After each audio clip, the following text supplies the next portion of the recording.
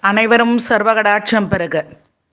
தான் தோன்றி ருத்ர ஸ்ரீ ஷீரடி சாய்பாபா புவனேஸ்வரி சேத்திரத்திலிருந்து இந்த பதிவு உங்களுக்காக. அதாவது, குருவருள் இல்லையேல் திருவருள் இல்லை, குரு பார்க்கில் கோடி நன்மை. குருவருள் இருந்தால் மட்டும்தான் திருவருள் கூடிய தெய்வத்தின் அருள் பரிபூரணம்.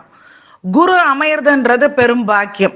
அதுவும் அதாவது குருவினுடைய தன்மை எப்படின்னா, தன்னுடைய குழந்தை, அதாவது சிஷியன்னு எடுத்துக்கலாம், சிஷியன்னு எடுத்துக்கலாம். ஏன்னா அவங்கெல்லாம் அவங்களுடைய குழந்தைகள் தானே.